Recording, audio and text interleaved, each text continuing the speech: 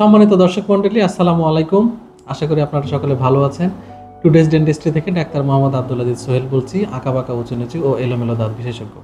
যারা আমাদের এই ভিডিওটি দেখছেন তারা যদি পছন্দ করে থাকেন বা ভালো লেগে থাকে তাহলে অবশ্যই লাইক, কমেন্ট, শেয়ার করবেন এবং সাবস্ক্রাইব করে আমাদের ইউটিউব চ্যানেলের সঙ্গেই থাকবেন।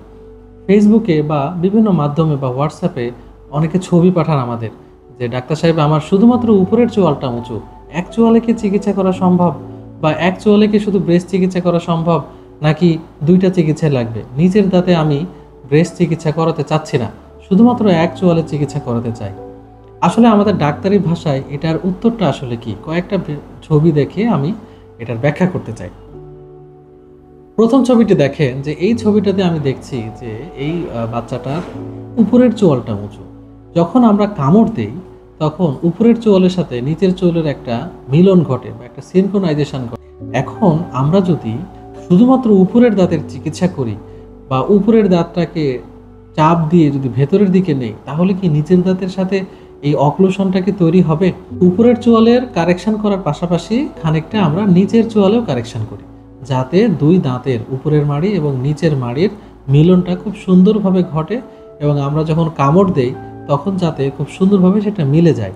ছবিতে আপনারা যেটি দেখতে পাচ্ছেন যে উপরের দাঁত এবং নিচের দাঁত দুই দাঁতেই আমরা চিকিৎসা করছি, যদিও এই মেয়েটির উপরের দাঁতেই শুধু প্রবলেম ছিল। আরেকটি ছবি আমরা দেখি যে এই রোগীটির উপরের দাঁতটাও অনেক উঁচু। তো এক্ষেত্রেও কি আমরা শুধু উপরের দাঁতের চিকিৎসা করব? কখনো নয়, আমরা এর সাথে নিচের দাঁতেরও চিকিৎসা করব। কারণ উপরের দাঁত, দুই পাশে দুইটা দাঁত ফেলে যখন আমরা উপরের সামনের দাঁতগুলোকে চাপাবো, চাপানোর পরে নিচের দাঁতের সাথে কিছু অসামঞ্জস্যতা তৈরি হয়, তখন আমরা নিচের দাঁতেও ব্রেস লাগিয়ে সেই অসামঞ্জস্যতাটা কারেকশন করি। তখন রোগী খুব আরামে বা খুব সাবধানে কামড় দিলে খুব সুন্দরভাবে কামড়টি মিলে যায়। এই কামড় মিলানোর উদ্দেশ্যেই কিন্তু আমাদেরকে উপরের মাড়ি এবং নিচের মাড়ির চিকিৎসা করাতে হয়। যদিও নিচের মাড়িতে সমস্যা কম থাকে, তবুও নিচের মাড়ির চিকিৎসা করলে একসাথে উপরের মাড়ি এবং নিচের মাড়ির সামঞ্জস্যতাটা খুব সুন্দরভাবে তৈরি হয়।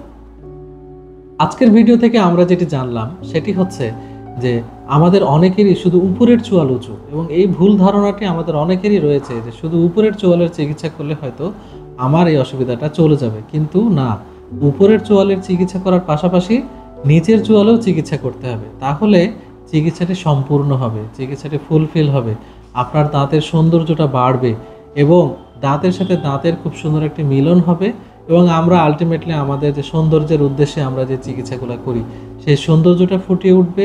আপনি এই দাঁত দিয়ে খুব ভালোভাবে খাবার দাবার খেতে পারবেন, পাশাপাশি আপনার কনফিডেন্সটা অনেক গ্রো করবে। আজ এ পর্যন্তই। আগামীতে আবার নতুন কোনো ভিডিও নিয়ে আপনাদের সামনে হাজির হব।